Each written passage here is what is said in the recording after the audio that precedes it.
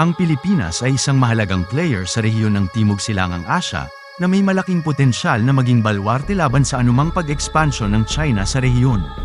May ilang mga partikular na kadahilanan kung bakit hirap ang China na sakupin ang mga karatig bansa nito. Habang mayroong mga hamon at tensyon sa mga ugnayan sa pagitan ng mga bansa, ang mga kadahilanan tulad ng geopolitika, internasyonal na karapatan, pambansang pagkakakilanlan, ekonomiya at internasyonal na ugnayan sa mga kaalyado sa iba't ibang panig ng mundo. Kaya't samahan niyo ako at ating alamin ang mga kadahilanan na kung bakit hindi kayang sakupin ng China ang Pilipinas.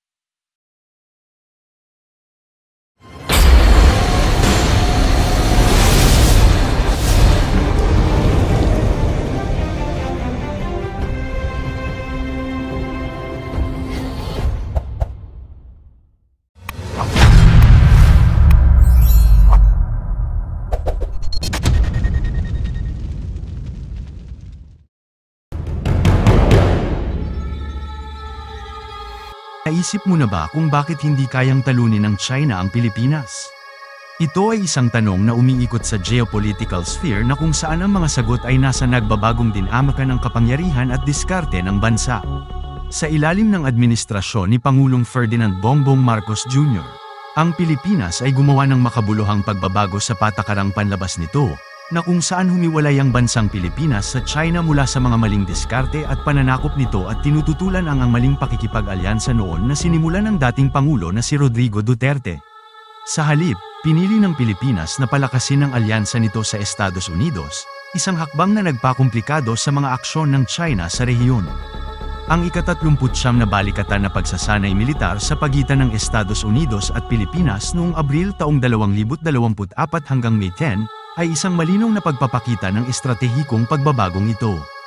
At isa sa pinakamalaki sa 3 dekada nitong kasaysayan, isang pagpapakita ng lakas na umani ng batikos mula sa Beijing. Ngunit para sa higit pa sa isang pagsasanay sa militar, ito ay isang pahayag, na kung saan nagpapakita ito na kinokondena ang mga iligal na aktibidad ng China sa West Philippine Sea at muling pinagtibay ang kahalagahan ng kapayapaan at katatagan sa rehiyon.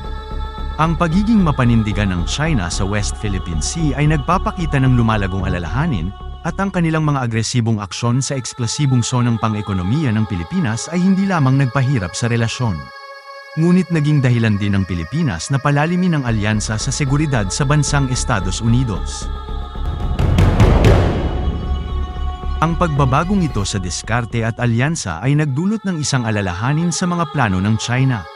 Ang kanilang labis na kumpiyansa bilang isang pandaigdigang kapangyarihan ay sinubok ang matapang na hakbang ng Pilipinas. Binigyang diin ng mga desisyon ng Pilipinas ang pangangailangan ng China na muling suriin ang diskarte sa patakarang panlabas nito. Ang dinamikong kapangyarihan sa rehiyon ay nagbabago na ipinakita ng Pilipinas sa pamumuno ni Pangulong Ferdinand Marcos Jr. na hindi ito isang bansang madaling masakop o matakot. Pinili nitong manindigan laban sa isang pandaigdigang kapangyarihan upang protektahan ang mga interes nito. At igiit ang soberanya na sa larong ng kapangyarihan ay gumagawa ng hakbang ang Pilipinas. Ngunit ano ang kahahantungan sa mga pagbabagong ito? At ano ang nagudyok sa isang bansa na baguhin ang takbo at mga pagkilos ng rehiyon? Isang nakakaintriga na tanong, hindi ba? Isipin natin ang pagiging pinuno ng isang bansa at pinamumunuan ng mga patakarang panlabas nito. Walang anupaman at ang kabigla-bigla ang mga hakbang at pagkilos ng mga karatig na bansa ay nagsimulang isalin ang mga pasanin at mga maling hakbang nito. Ganyan talaga ang nangyari sa dating mapayapang West Philippine Sea.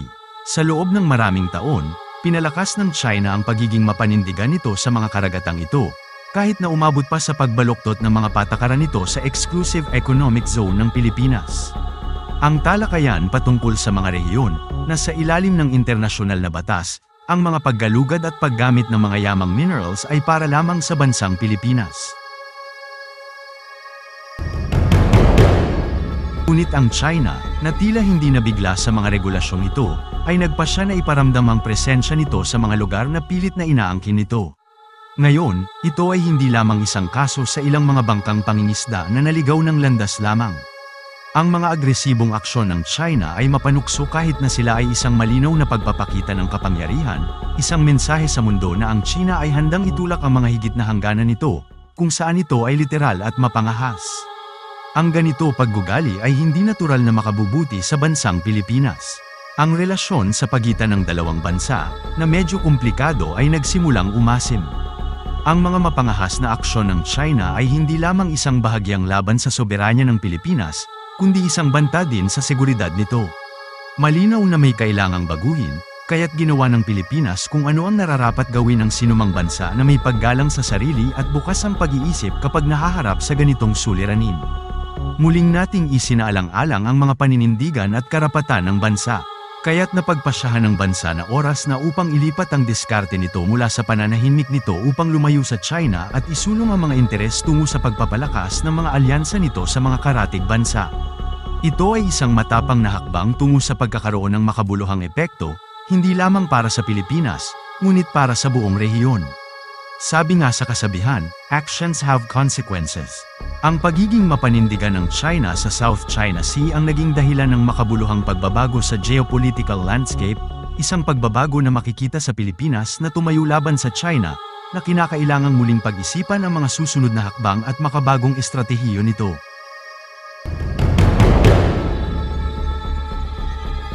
Sa isang pampulitikang entidad na mundo kung saan ang mga alyansa ay maaaring magbigay ng balanse sa bawat bansa, ang tanong, kanino ba dapat umanib ang bansang ito para sa kapayapaan? Ang sagot sa tanong na iyan ay makikita sa mga alyansa ng Pilipinas sa pagpapalakas sa nakaraan noong 38th na Balikatan Military Exercise.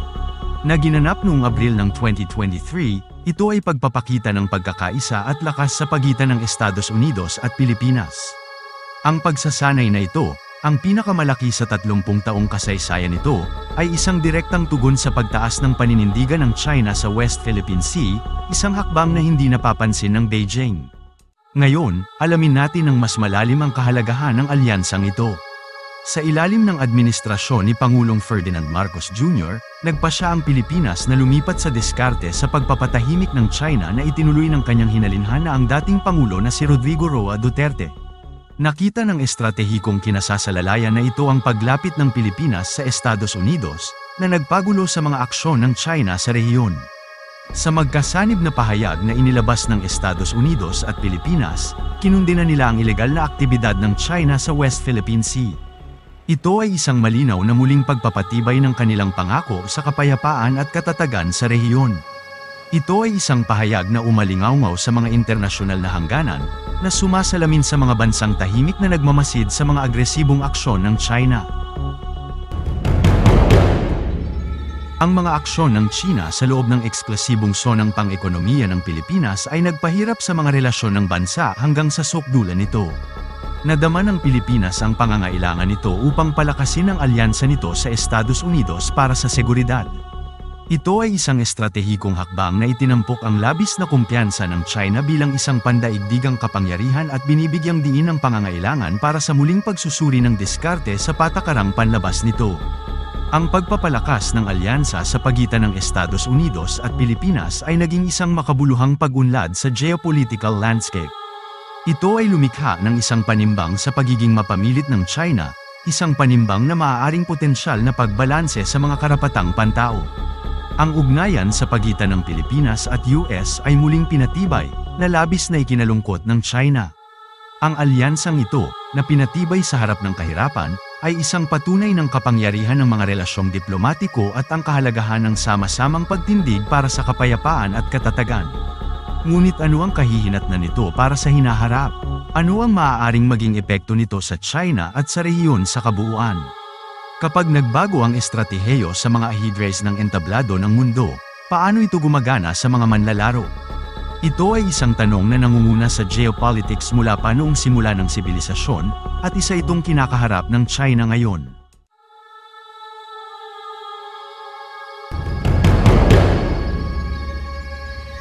Ang Pilipinas, sa ilalim ni Pangulong Ferdinand Bongbong Marcos Jr., ay inilipat ang kanilang mga katapatan na nagpagulo sa posisyon ng China sa rehiyon. Ang pagiging mapanindigan ng China sa West Philippine Sea ay nagpapalala ng tensyon sa pag-aangkin ng walang patunay. Noong nakaraan, ginanap ang pinakabagong 39th Balikatan Military Exercise sa pagitan ng Estados Unidos at Pilipinas, ang pinakamalaki sa 3 dekada nitong kasaysayan, ay direktang tugon sa lumalaking hubris ng China. Ang alyansang ito, na pinatibay ng kapwa pag-aalala sa agresibong pag-uugali ng China, ay naglagay ng isang malaking hadlang sa landas ng China tungo sa pangrehiyong dominasyon. Hindi lamang ang mga pagsasanay sa militar ang nagdulot ng isang wrench sa mga plano ng China. Ginamit ng Pilipinas at Estados Unidos ang kapangyarihan ng diplomasya upang kontrahin ang pagiging mapamilit ng China. Naglabas sila ng magkasanib na pahayag, na kinundi na ang mga ilegal na aktibidad ng China sa rehiyon at muling pinagtitibay ang kahalagahan ng kapayapaan at katatagan. Ang pampublikong pagsaway na ito, na nagmumula sa dalawang maimpluwensyang bansa, ay nagpadala ng isang malinaw na mensahe sa Beijing. Ang malalakas na taktika ng balikatan na ito ay hindi maiiwasan, at ang mga pag-unlad na ito ay nagpahirap sa ugnayan ng China at Pilipinas. Naging punto ng pagtatalo ang eksklusibong zonang pang-ekonomiya ng Pilipinas, kung saan ang mga agresibong aksyon ng China ay humahantong sa pagtaas ng tensyon. Ang Pilipinas, na minsang nakita bilang isang appeaser sa foreign policy agenda ng China, ay naging isang mabigat na kalaban nito. Ang lahat ng mga salik na ito ay nagbigay diin sa isang mahalagang punto, ang labis na kumpiyansa ng China bilang isang pandaigdigang kapangyarihan.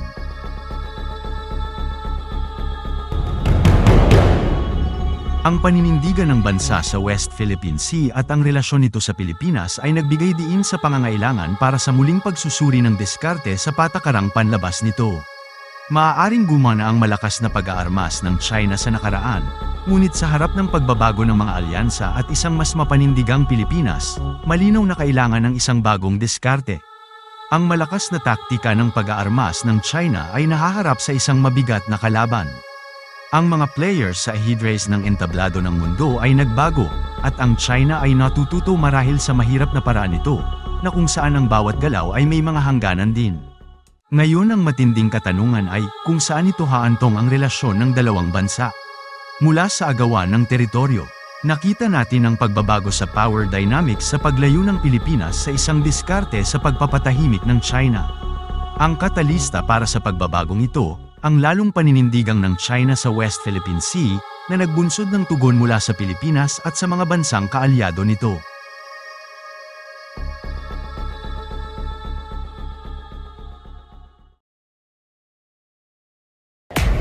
Sana may napulot kayong aral sa mga topic natin ngayon, tungkol sa kung bakit hindi kayang talunin ng China ang Pilipinas. Ito po ang yung lingkod Abscale Treasure. Sa hindi pa nakaka-subscribe, please subscribe, paki-share at mag-like, pakikalimbang na rin ang bell para updated ka sa mga susunod nating mga videos. Hanggang sa muli, salamat!